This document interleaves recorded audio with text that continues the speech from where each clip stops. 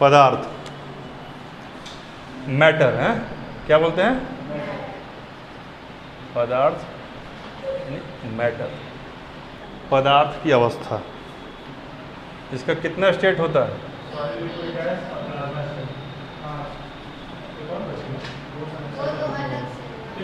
एक हो गया ठोस है, फिर द्रव और गैस। इतना आगे मत बढ़िए अभी, नहीं तो एक्सीडेंट हो जाएगा। 3 ही रहने दीजिए, क्योंकि जब 3 रहेगा तब चौथा जब बताएंगे कंडेंसेंट तो समझ जाएगा कि कंडेंसेंट है चौथा स्टेज। प्लाज्मा स्टेज उसी का है। तो अब बेसिकली 3 है। लेकिन यह जो 3 है यह किसका वर्गीकरण है?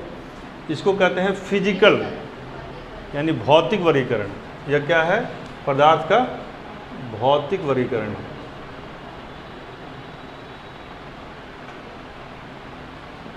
और क्या होगा वर्गीकरण? तो भौतिक है तो इधर रासायनिक, सॉरी, रासायनिक वर्गीकरण। ठीक है। यह कितने प्रकार का होता है रासायनिक वर्गीकरण? क्या क्या?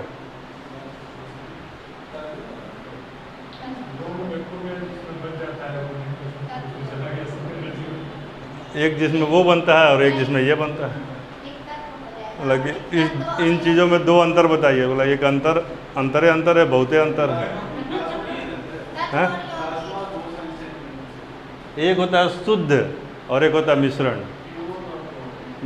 इसी को रासायनिक कहते हैं। ठीक है। यानी कि शुद्ध पदार्थ एक होगा शुद्ध पदार्थ और एक होगा मिक्सचर, यानी प्योर मैटर और मिक्सचर, मिश्रण कहिए इसको।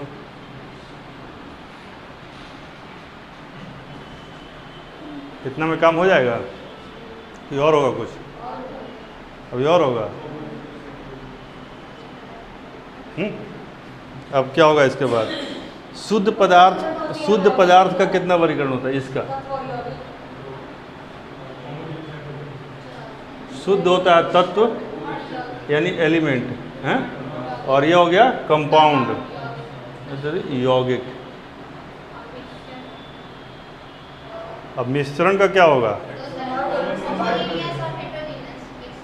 मिक्सचर 2 तरीके का होगा,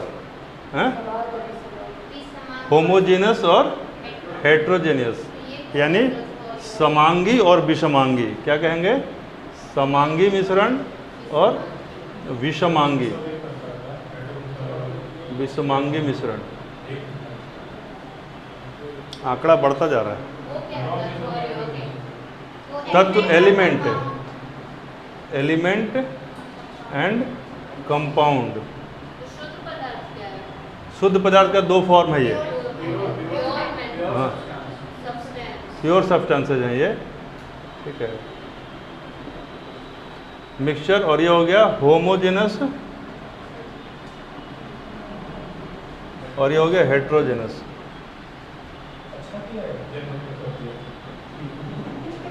ठीक है। यहाँ पे रुक जाए कि और आगे बढ़ेगा मामला?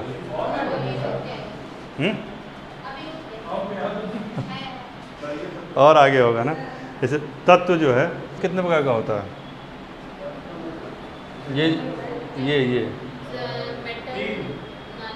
एक मेटल, एक नॉन मेटल।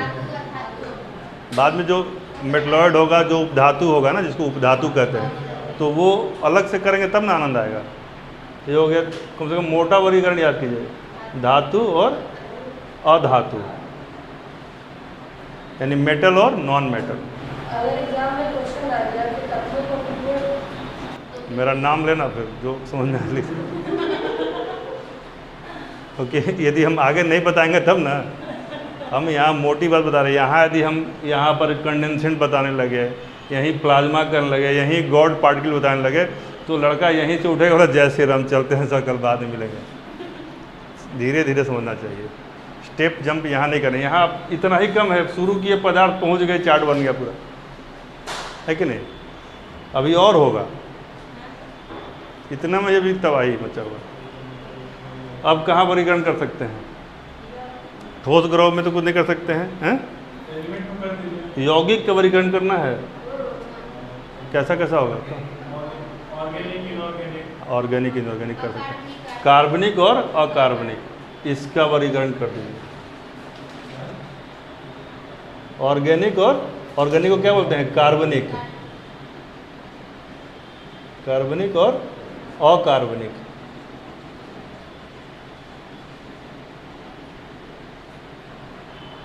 यानी ऑर्गेनिक और ऑर्गेनिक और नॉन ऑर्गेनिक, या इनऑर्गेनिक, इन से भी उल्टा होता है इनऑर्गेनिक। और बंटवारा होगा इसका, जब तक एटम नहीं मिलेगा तब तक तोड़ते रहिए। नहीं, अभी तो उधर उस बेचारा ऐसे ही सब बचा हुआ है, इतना के बाद भी बहुत कुछ हो सकता है। यहाँ भी बहुत सारा बंटवारा है बचा हुआ, इधर भी। और यहाँ जो शुद्ध है, मिश्रण का क्या हो सकता है?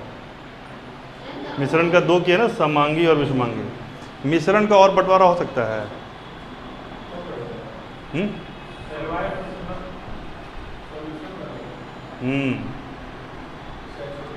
क्योंकि सवाल आजकल वहीं से पूछता है ज़्यादा।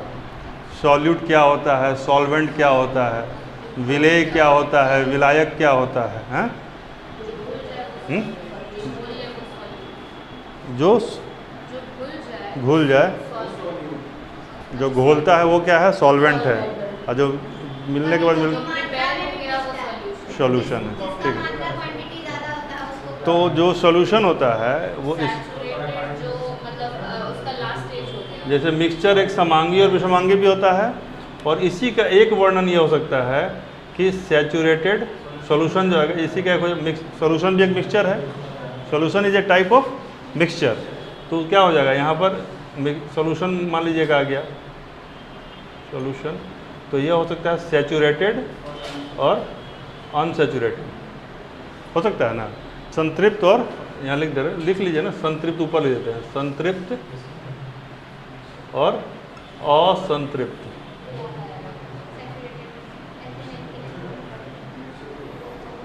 अब उदाहरण बताइए सबका हमको। जो बच गया वो तो ये है रेसिड्यूअल बचा।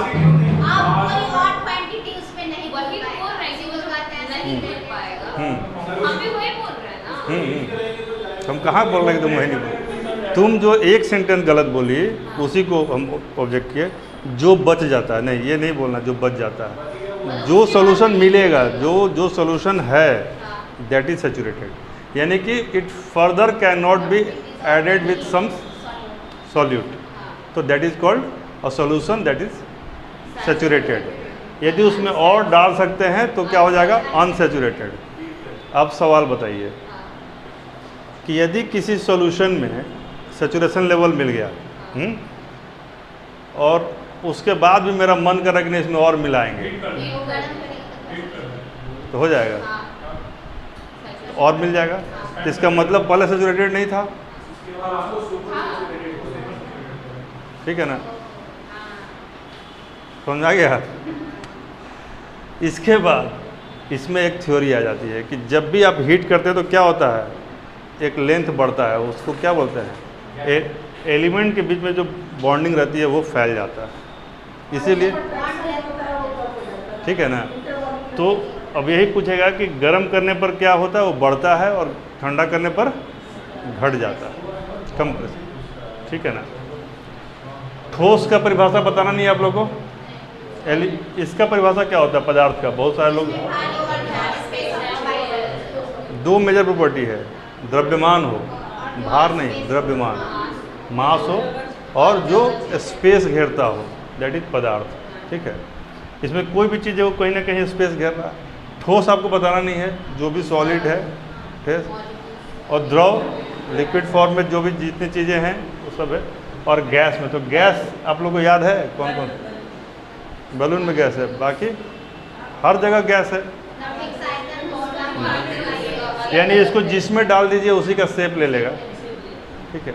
वैसे पानी के साथ भी वही बात है, लेकिन ये दोनों के बीच का स्टेट है। ठीक है, तत्व एलिमेंट प्योरेस्ट फॉर्म में होता है बहुत सारे चीज़ों का। ठीक है, उसी तरीके से कंपाउंड में क्या होता है, what is difference between element and compound? बहुत सारे एलिमेंट्स को मिला के कंपाउंड। किसी का उदाहरण बताओ।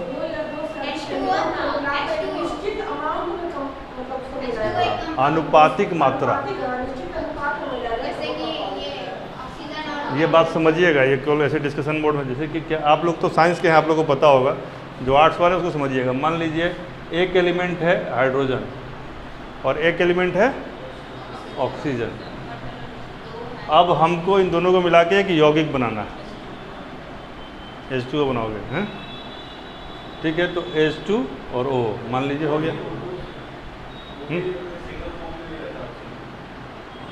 अब हम तो मान लीजिए H2O मतलब ऑक्सीजन। ठीक है, तो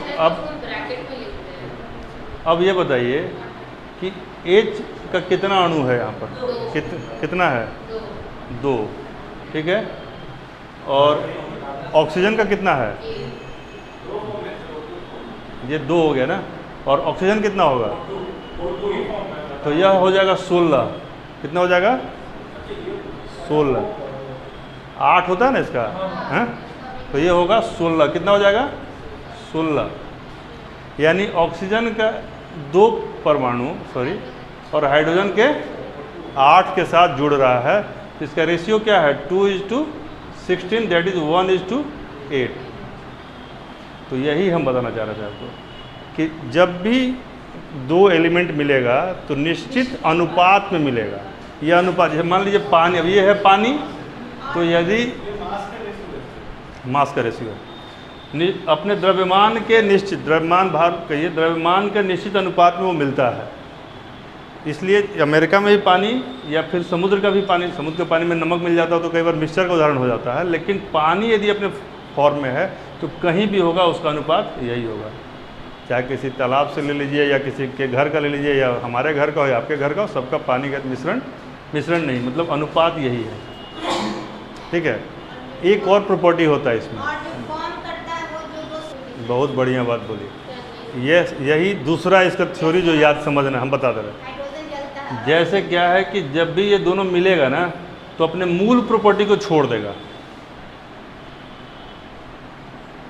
और जैसे क्या है, हाइड्रोजन का मूल प्रॉपर्टी क्या है? हाइड्रोजन जल जाता है, इसका प्रॉपर्टी है ना ज्वलनशील है। और ऑक्सीजन का क्या है? ये आग को जलने में सहायता करता है। कोई भी चीज़ जलता है तो वहाँ आग, देखिएगा ऑक्सीजन सिलेंडर लगाया जाता है तब वहाँ पर वेल्डिंग होता है ना, तो वेल्डिंग में ऑक्सीजन का यूज़ होता है। तो यह जलता है और यह जलाता है, जलाने में सहयोग करता है, में सहयोगी है।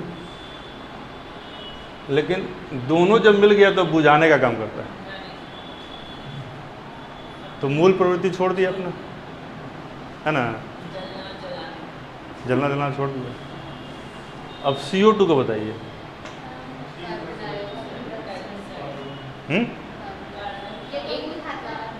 बुझाता है? नहीं, ये बना किस अनुपात में मिला, हम ही पूछ रहे हैं। ये अनुपात इसका निकालिए।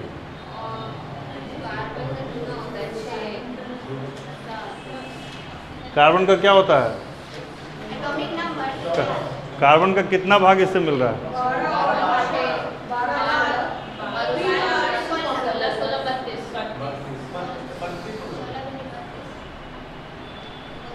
सॉरी,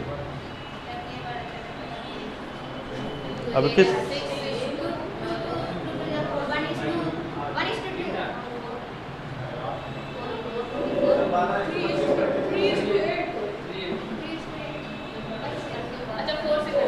4 से 3 बार में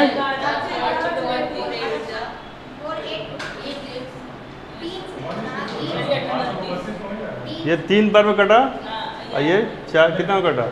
8 चौका 8 बार में 3:2 है समझ में। यहाँ पे अनुपात का ये है, तो कहीं भी कार्बन मोनोऑक्साइड रहेगा, डाइऑक्साइड तो यही रहेगा इसका। तो 2 इसका प्रॉपर्टी है, एक अनुपात बराबर अनुपात में मिलेगा, दूसरा पहला जो बात जो बोली कि अपना पूर्व का जो गुण है ना, कार्बन का गुण क्या है, ऑक्सीजन का गुण क्या है?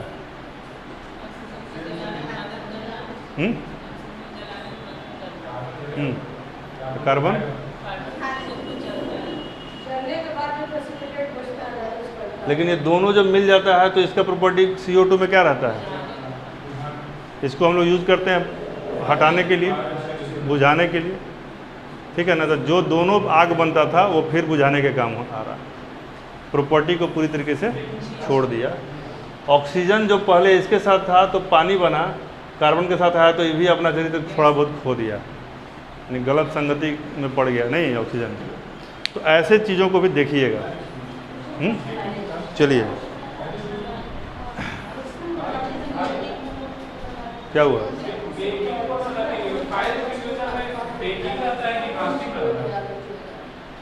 मतलब बेकिंग क्या किसकी बात कर रहे हैं? CO2? हाँ, उसमें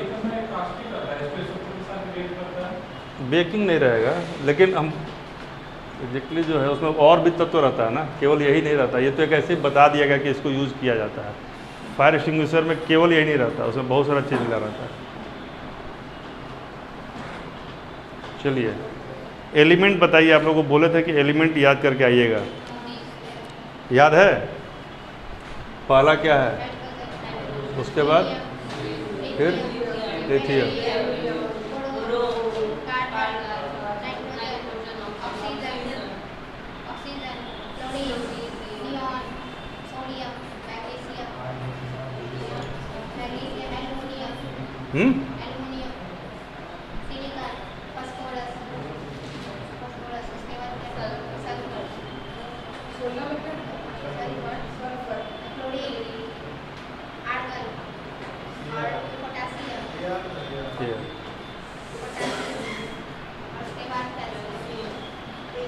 इसके बाद मैंने कहा था कि 4-5 और भी इम्पोर्टेंट हैं ऑगमेंटिन तक। क्या क्या है? Mn कितना है इसका? 25 कि 26? 25 लिखा है तुमने? ठीक है, तो ये आप लोग खास करके ध्यान दीजिएगा। ये जो पीरियोडिक टेबल है ना, उसमें शुरुआत के 20 तत्व हैं। अब तत्व में क्या हम लोग देखते हैं, क्या चीज़ रहता है जी? जैसे अब मान लो यहाँ 1 लिखा, यहाँ 2 लिखा, ये कौन सा तत्व है? और ये 1 क्या है, 2 क्या है? हाइड्रोजन के नीचे यदि 1 लिखा,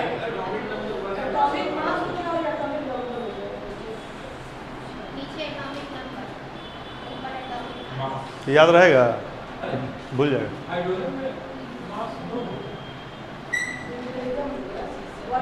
हम बता रहे हैं, हाइड्रोजन तो ऐसे भी होता है, हाइड्रोजन 1 1, हाइड्रोजन 1 3 हो जाएगा ना, 3 हो जाएगा ना।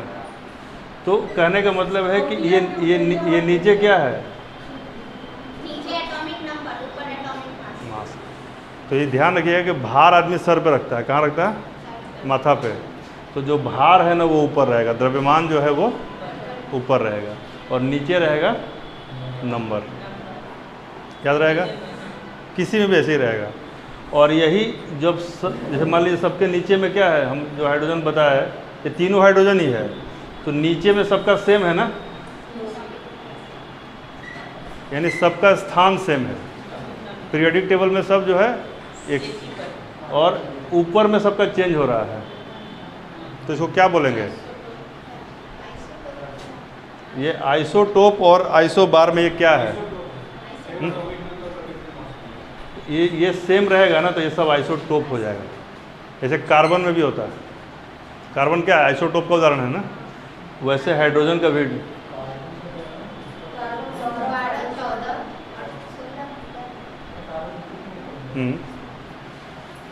तो ये हो गया आपको भार समझाने के लिए कि ये आपका भार है ऊपर में, इसको आपको याद करना है। यूरेनियम में क्या होता है?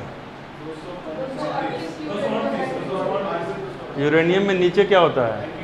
92, ऊपर में 235 भी होता है, 35, और यूरेनियम में नीचे 92 और ऊपर में 238, सॉरी 238। तो ये क्या है? यह भी आइसोटोप है। और आइसोबार किसको कहते हैं? उसका व्यवहार ऊपर वाले होता से है। हो जाए नीचे वाले आइसोबार, बार मतलब हार्ड से बार मतलब भार, ऊपर वाला सेम हो और नीचे वाला अलग हो। उदाहरण उदाहरण क्या है आइसोबार का?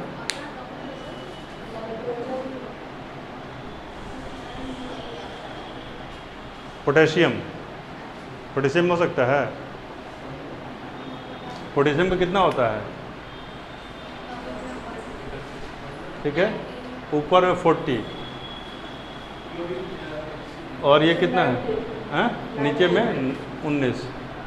और इसका एक फॉर्म क्या होता है? वो 40 ही रहेगा। ऊपर वाला 40 रहेगा, नीचे चेंज हो जाएगा, अलग अलग। हो जाएगा। तो इस तरह का इसका चार्ट भी इसी तरह से होता है। सम न्यूट्रॉनिक,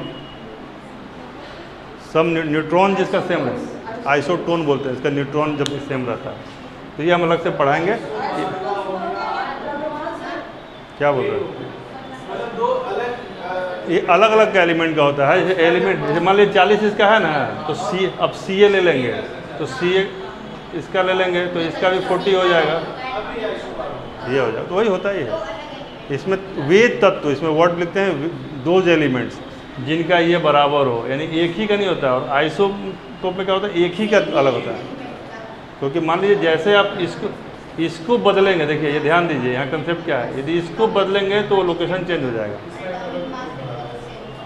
समझ में आया बात? जैसे इसी के आधार पर पीरियोडिक टेबल में जगह अलॉट होता है। किसके आधार पर? नीचे वाले के आधार पर, यानी कि नंबर के आधार पर। तो ये तो बदलेगा तो वो जगह ही बदल जाएगा, तो तब तो नया हो जाएगा। समझ में आया? ऊपर में सेम रहेगा और नीचे में चेंज होगा तो अलग अलग तत्व आ जाएगा। तो हाँ, 4 होता है टोटल। आइसोबार तो वो हो गया उसमें। तो कहने मतलब कि आपको तत्व को पढ़ना है और तत्व कैसे बनता है उसके बारे में भी थोड़ा बहुत जानना है। जैसे 13 अभी तो पदार्थ का जो है 13 ही प्रकार हम लोग पढ़े, पदार्थ का, मैटर का। अब देखिए मान लीजिए ये है, मान लीजिए एक एलिमेंट है ये, तो इसका ये क्या है? न्यूक्लियस है। न्यूक्लियस में क्या होता है? Proton and neutron. और इस पे क्या होता है? इलेक्ट्रॉन। इलेक्ट्रॉन पे कैसा चार्ज होता है? नेगेटिव चार्ज होता है। ठीक है, तो यदि हम पूछते हैं कि किसी तत्व का मास बताइए, तो किसको जोड़ेंगे? सवाल पूछता है। तो mass is equal to proton plus neutron is equal to mass. Negligible, ये लगभग जैसे कि बराबर ही हो जाता है मोटा मोटी। वो जो एटॉमिक नंबर, एटॉमिक मास में दोनों को माइनस करेगा तो न्यूट्रॉन का नंबर आ जाएगा। ठीक है, और ये जो है बाहर में रहता है। ठीक है, अब इसी के इसका सिद्धांत पे बहुत लोगों ने काम किया। ये होता कहाँ पर है, किस मात्रा में होता है, किस तरीके से चलता है। मान लीजिए चलता कैसे है, इलेक्ट्रॉन ऐसे चलता है या यहीं ऐसे चलता है, आप समझिए, या फिर अलग अलग इसका ये रहता है। तो इसमें बहुत सारे लोगों ने सिद्धांत दिया, जो भी आपने मैंने लिखवाया था आपको। सबसे पहले डाल्टन, पहला सिद्धांत आया डाल्टन का। डाल्टन के बाद क्या सिद्ध की, जैसे कि एक रिसर्च इन्होंने किया, कुछ फाइंडिंग्स आई, फिर अगला आदमी आया, वो है बोर, BOHR। तो बोर भी आए, उनसे भी कुछ क्लियर हुआ, कुछ गड़बड़ाया। तो फिर आया रदरफोर्ड। कौन आया? रदरफोर्ड।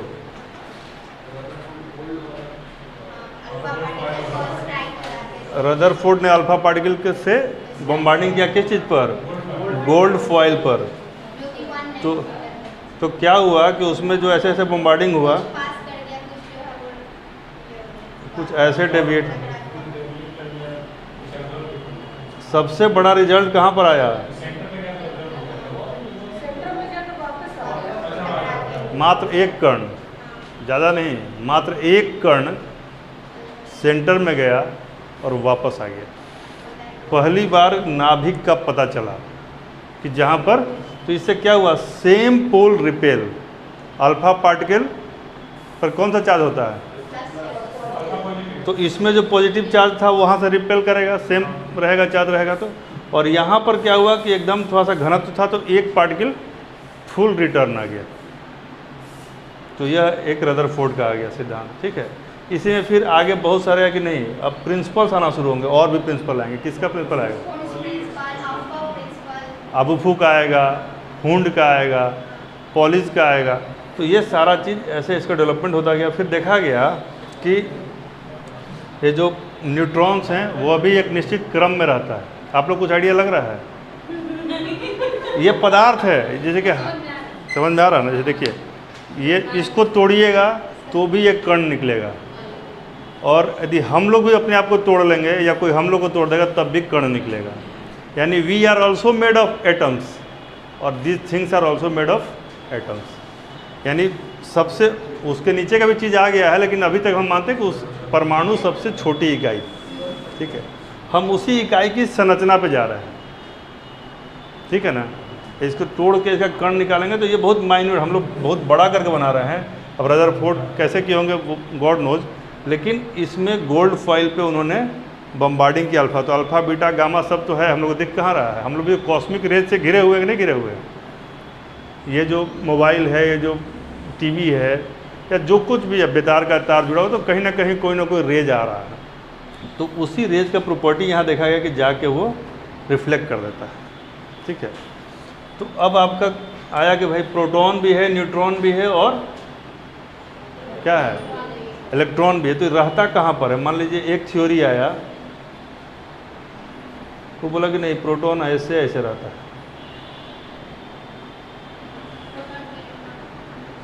प्रोटॉन न्यूट्रॉन जो है फैला रहता है इधर उधर, या इलेक्ट्रॉन जो है ना उसमें ऐसे ऐसे रहता है, मतलब कोई डेफिनेट ऑर्डर में नहीं रहता है। शुरू में एक सिद्धांत ऐसा आया, तो इसको कहा गया वाटरमेलन थ्योरी। जैसे तरबूज में जैसे बीज रहता है ना, वैसे इसी को कहा गया पुडिंग थ्योरी। क्या कहा गया? जैसे पुडिंग डालते हैं ना किसी चीज़ में, तो वो कि अंदर में कहीं पर कोई फल है, कहीं पर कोई फल है, पुडिंग में रहता है ना, ऐसा आप खाते हैं तो मिठाई का एक प्रकार इस तरह का। फिर एक थ्योरी आया कि जिसने कहा कि नहीं ऐसा नहीं, एक ऑर्डर में रहता वो। अभी हम लोग इसी थ्योरी पे चल रहे हैं, ठीक है। ऑर्डर में भी रहता है तो उसका क्या है? उसका बताया कि नहीं ये जो है 2, फिर 2 के बाद 8, उसके बाद 18 और फिर 32। तो ये क्या है? 2n²। क्या रहता है इसका फॉर्मूला? क्या है? 2n²। क्या है ना कि 8 से एक माइंडसेट है, वो इतना आसानी से निकलता नहीं है, ठीक है। लेकिन आप लोग को सिखाना मेरी जिम्मेदारी है। 2n²। अब देखिए इसको कितना आसान है। 2n² टफ लग रहा है। मेरे एक मामा जी थे, अब बेचारे नहीं रहे, इसी साल उनका देहांत हो गया। तो 9th पास किए और जब 10th में गए, 9th का 8th के बाद बोर्ड होता था ना, तो 8th के बाद जब आया तो एडवांस मैथमेटिक्स आ गया उस समय। तो उसमें स्क्वायर बना रहता था, बहुत सारा मैथ में, जैसे कि क्वाड्रेटिक इक्वेशन आ गया। तो स्क्वायर जब देखे ना तो बोले कि चिड़ा ही हमरा ना बुझाई, सब चीज़ पर चिड़ा ही बैठल भी है, हमरा ना बुझाई। तो पढ़ाई छोड़ दिया। इस साल अनहोनी हो गया उनके साथ। अभी नौकरी थी उनकी, फिर भी उनका नहीं कर पाए पूरा। तो इससे डरिए मत, ये चिड़ई कुछ करेगा नहीं। ये क्या है देखिए, गुना कीजिए। 2 में कोई दिक्कत है? बचपन से पढ़ते आ रहे हो। गुना n, अब n टर्म है, किस में है? पहला में है, दूसरा में है, तीसरा में है, तो n और इसका स्क्वायर, यही है फॉर्मूला, है ना। तो मान लीजिए हम इसका पहला वाला लेते हैं, तो 2 × 1 का स्क्वायर ये हो जाएगा, तो क्या हो जाएगा? 2। फिर दूसरा वाला को हम पकड़ना है, तो ये सेकंड है, तो क्या हो जाएगा? 2 × 2 का square equal to 2 × 4 equal to 8 हुआ। तो यहाँ लिखिए 8। उसके बाद क्या हो जाएगा? 2 × 3 का स्क्वायर, तो 3 का स्क्वायर होता है 9, यानी 2 × 9 इक्वल टू 18, ठीक है। तो 2 × 4 का स्क्वायर, 4 का 16, 2 इक्वल टू 32। अब सिंपलीफाई हो गया, तो ये रहेगा। अब ये इसको कहते हैं KLMN, इस तरीके से चलता है, लेकिन इसके अंदर भी फिर अब आ गया सब सेल जो कहते हैं, और कॉम्प्लिकेटेड हो जाएगा। कोई दिक्कत हो रही है आपको? तो उसमें फिर वो चीज़ें आएंगी, लेकिन उसमें ज़्यादा नहीं जाना है, जहाँ ज़रूरत पड़ेगा वहाँ बताएंगे। इसमें एक ही चीज़ से ध्यान रखिएगा कि अब क्या है, अरे इसी तो रोक दिए, सब SPDF आएगा वहाँ पर, तो वो भी बता देंगे। हमारा कहना है ना कि देखिए इन चीज़ों के ऐसा नहीं लगेगा कि आउट ऑफ द बॉक्स कुछ आ गया, यही सब चीज़ रहता है। अब आपको यही ध्यान देना है कि मान लीजिए यहाँ पर C है और यहाँ पर H है, तो ठीक है, तो जो एटम होता है ना वो फ्री नहीं रहना चाहता है, नॉर्मली एलिमेंट फ्री नहीं रहना चाहता है। आदमी भी अकेले बैठना चाहता है, बॉन्ड बनाता है। तो यदि मान लीजिए अब इसको हम यहाँ पर यदि कर देंगे, इसको हटा देंगे, यदि CH3 हो गया तो किसी न किसी को पकड़ लेगा, समझा गया? अब यहाँ 4 इसका हाइड्रोजन है, तो क्या है कि उसका इलेक्ट्रॉन इसके इलेक्ट्रॉन का ऐसे बाँप पकड़े हुए हैं, तो सब मिलके एक बाहर से एक आवरण बना लिया है। और इंडिविजुअल एक ही दरवाजे में 1 करोड़ कण है, तो हर कण इसे पकड़े हुए है, समझा गया? लेकिन जब हम एक को यहाँ रिमूव कर दिए तो यहाँ पर एक कोई ना कोई इसको चाहिए, नहीं तो ये उड़ने लगेगा, बर्बाद हो जाएगा। तो यहाँ पे OH डल गया, तो क्या हो गया? अब देखिए एक संगत छूटा तो गलत संगत में आ गया, ये अकेले नहीं रह सकता, इसलिए अच्छे आदमी का संगत होना चाहिए। क्या शुभम? यदि CH4 है, उसमें से एक H हटा दिए और एक नया ग्रुप हाइड्रोक्सिलिक ग्रुप लगा दिए, क्या बन जाएगा? अल्कोहल बन जाएगा। इसमें फिर और जुड़ेगा, तो अभी क्या होगा? ये मिथाइल हो जाएगा, मिथाइल हो जाएगा। जब C2 करेंगे तो ये लोअर ग्रेड का शराब बन जाएगा, नहीं बन जाएगा? ठीक है, कहने का मतलब है कि इसमें 2 ही सिद्धांत है, या तो वो पूरा भरा हो, ऑक्टेट उसका पूरा हो, ऑक्टेट का सिद्धांत है ना, ऑक्टेट उसका फुलफिल होना चाहिए, और नहीं तो आधा कम से कम। तो full fill orbitals and half fill orbitals जो है वो स्टेबल होता है, बाकी वो क्या करेगा, कहीं ना कहीं वो मांगता रहेगा। ठीक है, इसको और भी समझा देंगे आपको। चलिए इसी में से बताइए, जो यहाँ से था ना वर्गीकरण, मिश्रण का उदाहरण बताइए, मिश्रण का, मिक्सचर का उदाहरण, कोई भी मिक्सचर का कोई उदाहरण बताइए। हाँ रॉकी?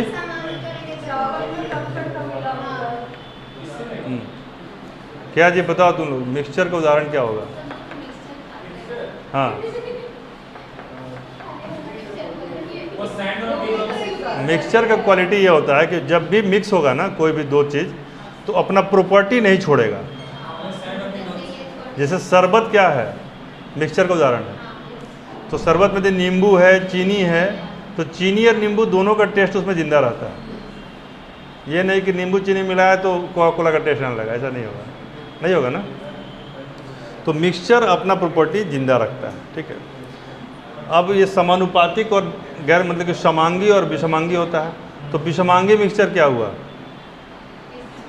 अंतर क्या है? मान ली पूछ दे सवाल कि समांगी मिश्रण और विषमांगी मिश्रण में क्या अंतर होता है, यानी कि हेट्रोजिनस मिक्सचर और जो होमोजिन। पानी जब मिला देंगे ना तो वो दारू वाला जो लोग है वो सब होमोजिनस है। वो देखिए क्या उसका एक ही फार्मूला है, इसको समझ लीजिए। नंगी आँखों से जिसका फ़र्क पता करना मुश्किल हो जाए वह होमोजिनस है, और जहाँ पर नंगी आँख से भी पता चलता रहे वह बस। तो जब जैसे आप शरबत बनाएंगे तो घोल देंगे, शरबत में घुल गया, मिश्रण वो भी है, लेकिन आपको पता चलेगा कहाँ नींबू है कहाँ चीनी है, पता चलेगा, तो होमोजिनस है। लेकिन यदि पानी में बालू घोरते रहेंगे कैसा मिक्सचर है? रात भर घोरते रहिए, मिलेगा नहीं। पानी और तेल भी हेट्रोजीनस है, समझाया? लेकिन यदि सोडा मिला रहे हैं पानी में या फिर अल्कोहल मिला रहे हैं तो वो होमोजीनस हो जाएगा। लेकिन यह पुराना गुण जो नहीं छोड़ता है, अपना पुराना गुण को बचा कर रखता है मिक्सचर। कुछ गुण लिख लीजिए, लिखिए एटम का साइज पीरियोडिक टेबल में कब बढ़ता है? मतलब ग्रुप में यानी वर्ग में ऊपर से नीचे आने पर बढ़ता है, ऊपर से नीचे आने पर बढ़ता है। आवर्त होता है उसमें जो ऊपर से नीचे आने पर बढ़ता है, ठीक है। और बाएं हम बाएं से दाएं जाने पर बात कर रहे हैं, बाएं से दाएं, बाएं से दाएं, हम बाएं से दाएं इधर से उधर जा रहे हैं। नहीं वो बात नहीं है। तो आवर्त में यानी बायां किधर हुआ? आवर्त जैसे मान लीजिए यहाँ बना हो तो बायां किधर होगा? ये होगा ना। इधर से इधर जाएंगे तो क्या होगा? घटेगा। और ऊपर से नीचे आने पर घटेगा। नहीं घटेगा नहीं, बढ़ेगा। परमाणु का आकार ऊपर से आप लगा के देखिए। और आवर्त में बाएं से दाएं जाने पर यह घटता है। अगला लिखिए ना, समझ में आ जाएगा। इलेक्ट्रॉन का निगेटिविटी, इलेक्ट्रोनिगेटिविटी जो होता है वो क्या होता है पीरियोडिक टेबल में? वर्ग में ऊपर से नीचे आने पर क्या होगा? घटेगा। ऊपर से नीचे आने पर घटेगा, ठीक है। और बाएं से दाएं जाने पर यह बढ़ेगा। इसको लिख लीजिए, यदि समझ में आए तो ठीक है, नहीं तो रट लीजिए। आप लोग तो रट ही लीजिए। है 5-7 चीज़, लेकिन यही दोनों इसमें इंपॉर्टेंट है। आकार बाएं से दाएं घटता है। चलिए अगला लिखिए, कुछ इंपॉर्टेंट चीज़ लिखवा दे रहे हैं। जिस टेम्परेचर पर कोई पदार्थ ठोस से द्रव बन जाए यानी सॉलिड से लिक्विड हो जाए उसको क्या कहते हैं? Melting point. हिंदी में लिखते हैं द्रवणांक। ठोस से द्रव बन जाए तो क्या है? मेल्टिंग पॉइंट है यानी द्रवणांक है। और जिस तापमान पर जम जाए फ्रीजिंग पॉइंट यानी हिमांक। बर्फ का द्रवणांक और हिमांक कितना होता है? यानी उसी पे मेल्ट भी करता है और उसी पे फ्रीज भी करता है। बर्फ का नहीं 0 डिग्री 4 उसका एक प्रॉपर्टी वाटर का है, ठीक है। लिखिए बर्फ का द्रवणांक और हिमांक का मान बराबर होता है, 0 डिग्री सेंटीग्रेड होता है, ठीक है ना।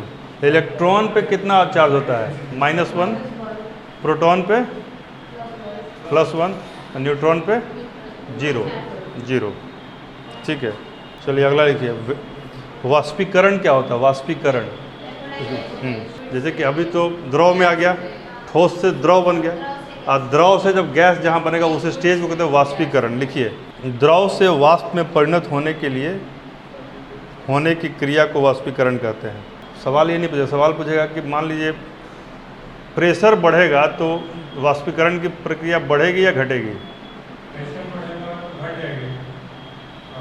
दाब बढ़ने से क्वथनांक बढ़ेगा या घटेगा? प्रेशर बढ़ेगा तो क्या होगा?